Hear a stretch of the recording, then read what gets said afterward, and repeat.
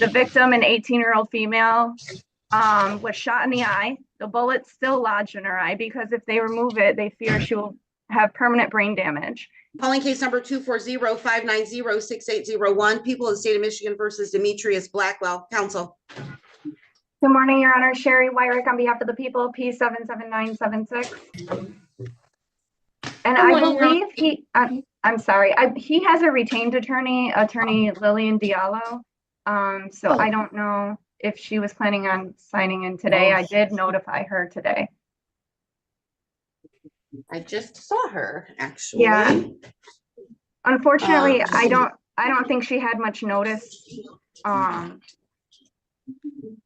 Okay. I don't think she's retained for this matter. Oh, okay. Not retained for this matter. Thank you. Okay, right. Thank you, Judge. All right. Appearances for defense, please. Your Honor, before I make my appearance, do you have any appearance in the file? I do not. Okay. Then, Your Honor, Andrew Roberts appearing on behalf of Mr. Blackwell. He's been advised of his rights, will stand mute, ask the court to enter a plea of not guilty on his behalf. Mr. Blackwell, you're indicating you do not have Attorney Diallo on this matter? Yes. You do not, correct? I do not. Okay, thank you. Thank you, counsel. The court notes formal reading has been waived and enters a not guilty plea on Mr. Blackwell's behalf. I will hear arguments as to bond. Judge, as to bond, I do believe he is an extreme danger to the community. There were 3 armed men. All 3 of them were shooting from one vehicle at another in the middle of an intersection in the middle of the day.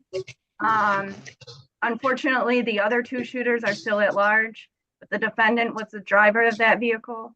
The victim, an 18-year-old female, was shot in the eye. The bullet still lodged in her eye because if they remove it, they fear she will have permanent brain damage. He's also a flight risk. When the defendant was arrested, he ran from the officers and then continued to fight them. He needed to be tased twice before they could get him into cuffs. He continued to pull away from them and yell for people. I think a high bond is appropriate in this case. I think $500,000 cash would be appropriate in this case. They're very, very serious charges. Thank you. Your Honor, my client indicates thank you, Your Honor. My client indicates he's a lifetime resident of the state of Michigan, living with his girlfriend, 27 years old, is not able to post any money for bond. Your Honor, he is working and he does receive government assistance. I can say as it relates to the allegations involving the complaining witness, he indicates he was not involved and was not in the car. This is the arraignment. We're asking a not guilty plea be entered on his behalf. And just want the record to be clear that that's my client's position, Your Honor. Thank you. One moment, please.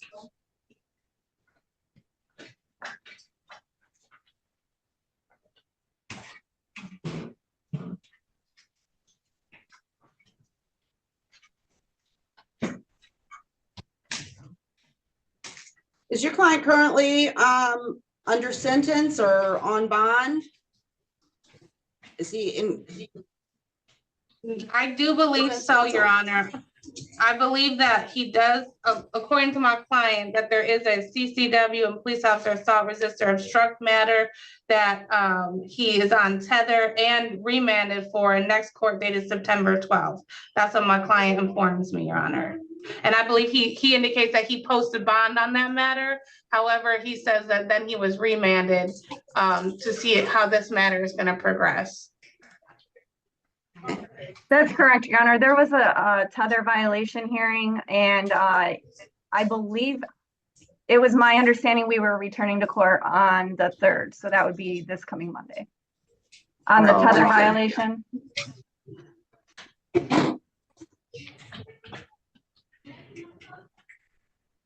Give me just a moment. This is a long investigator's report. One moment, please. It is. Thank you.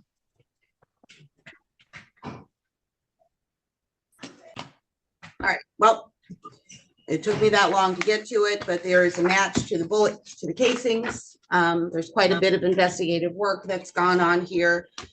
There are indications of dangerousness to the community, given the match with those casings. And some of the other things in the investigator's report, in addition to this vehicle that's involved. And there are indications of flight risk in the case as well. I am going to set bond for those reasons at $500,000 cash surety. GPS tether, home confinement if he's able to make that bond. Next court dates. September 5th for probable cause conference, September 11th for preliminary examination. Mr. Blackwell, if you're able to make your bond, you are not to purchase or possess any firearms or other dangerous weapons, and you are not to have any contact or attempted contact with the complainant in this case.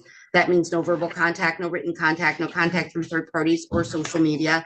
Any attempted contact would be considered a violation of the conditions of your bond. September 5th, September 11th, both in front of Judge Jefferson, right? Did someone have something additional? I'm sorry. Go ahead. Go ahead. I don't know if Judge Giles presided over his other case. I don't know if that matters, if he has to hear this case as well. I don't know if that's something I should address with you or address when we get to the PCC. Madam Clerk? Did you hear the question? Yeah. Okay, all right. You'll need to address that with Judge Jefferson and Judge Giles clerks. Okay. See if they want All to right. consolidate these, okay? All right, Right. thank you, Your Honor. For now, it's with Judge Jefferson. Thank you. Have a good day. Your Honor, does this also give rise to a redetermination hearing? I'm sorry, thank you for that. Yes, redetermination will be Monday, which is, oh, wait a minute, hold on. We got a holiday. Does anybody know when the unaffordable redeterminations are with Yeah, respect? one moment. Did they give you a particular?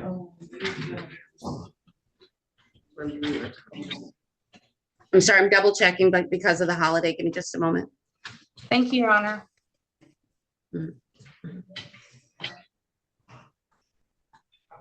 Here's something, I got something. All right, so 29. This will be heard for bond redetermination Tuesday, September the 3rd. That'll be in the Your Honor. Conoco's courtroom. Okay, you're welcome. And Judge, just because he does have that tether hearing at Frank Murphy, or I'm sorry, at the new Criminal Justice Center on the 3rd as well. Well, this will be virtual. Okay, Okay, all right. thank you, Judge. Okay, thank you.